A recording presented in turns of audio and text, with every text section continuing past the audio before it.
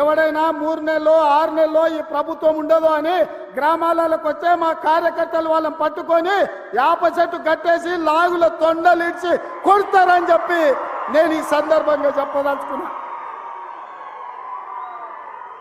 ఆ సన్నాసుడు అంటుండు ఎన్నికల కంటే ముందు రేవంత్ రెడ్డి పేరు చెప్తే 3 సీట్లు రాకపోతుండే అని.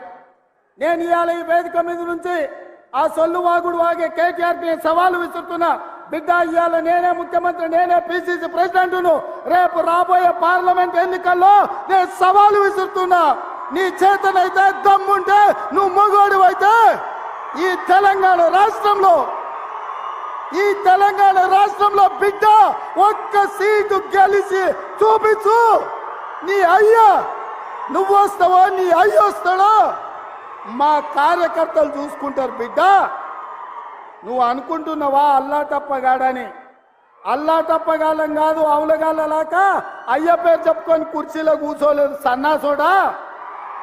కింది నుంచి కార్యకర్తగా కష్టపడి జెండాలు మోసి లాఠీ దెబ్బలు విని నీ అక్రమ కేసులు ఎదుర్కొని చెర్లపల్లి చెంచల్గూడ జైల్లో మగ్గినా భయపడకుండా లొంగిపోకుండా నిటారుగా నిలబడి నిన్ను, నీ అయ్యను, నీ బావను బొందబెట్టి ఇవాళ కుర్చీలో కూర్చున్నాం.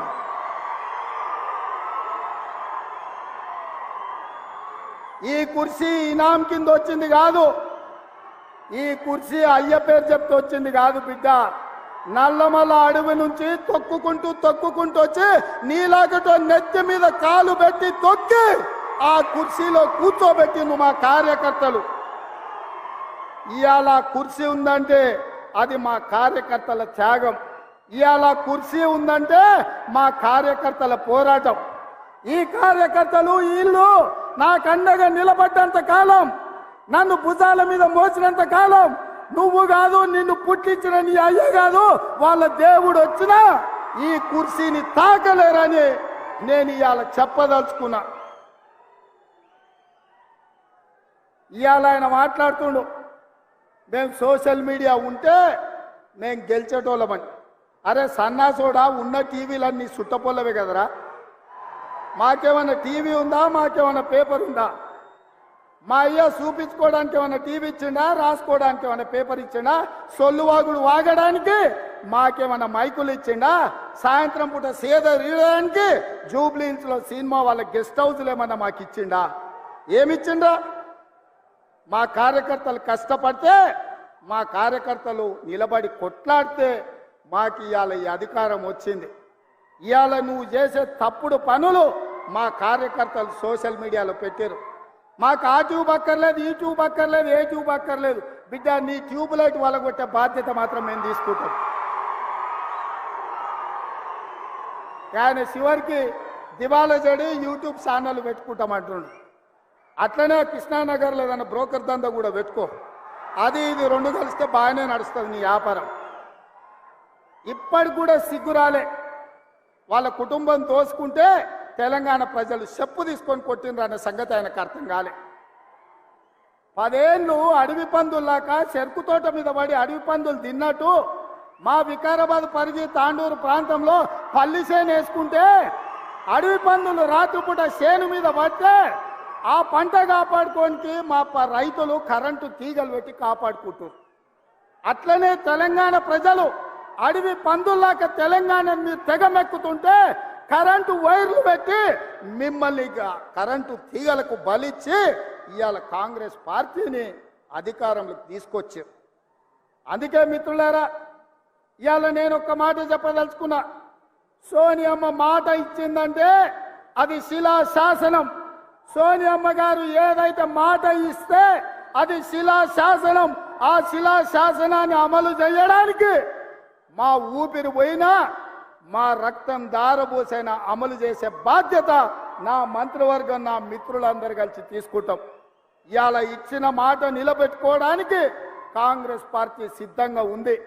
అందుకే 6 గ్యారంటీలలో డిసెంబర్ 9 నాడు ఆర్టీసీ బస్సు, రాజీవ్ ఆరోగ్యశ్రీ అమలు చేస్తే ఇవాళ మా పేదలకు ఆనాడు కట్టెల పొయ్యితో కన్నీళ్లతో క్యాన్సర్ వచ్చి చచ్చిపోతున్న ఆడబిడ్డలకు ఆ ఎల్ల యూపీఏ ప్రభుత్వంలో సోనియమ్మ దీపం పథకం ద్వారా గ్యాస్ పొయ్యి సిలిండర్ ఇచ్చి 400కే ఆ ఎల్ల సిలిండర్ ఇచ్చింది. కానీ నరేంద్ర మోడీ అధికారంలోకి వచ్చి కేసీఆర్ అధికారంలోకి వచ్చిన తర్వాత 400 రూపాయల సిలిండర్ 1200 రూపాయలు చేసి మా పేద ఆడబిడ్డలను దోసుకుంటుంటే సోనియమ్మ రంగారెడ్డి జిల్లాలో తుక్కుగూడలో మాట ఇచ్చింది. అధికారంలోకి వచ్చిన వెంబడే మా వాళ్ళకు ఆదేశాలు ఇస్తున్నా 500కే సిలిండర్ ఇస్తామని సోనియమ్మ మాట ఇచ్చింది.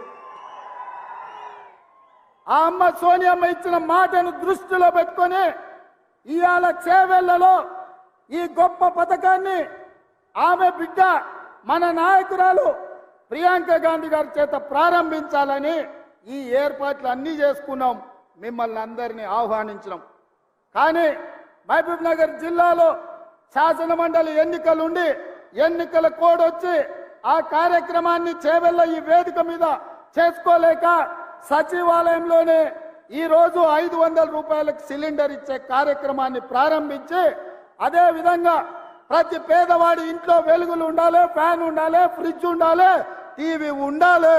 ఆ టీవీలకు ఉచితంగా కరెంటు రావాలి అని ప్రతి పేదవాడికి 200 యూనిట్లు తెలంగాణ రాష్ట్రంలో ఉన్న ప్రతి కుటుంబానికి ఉచిత కరెంటు ఇవ్వాలి అని ఇయ్యాలనే ప్రారంభించినాం.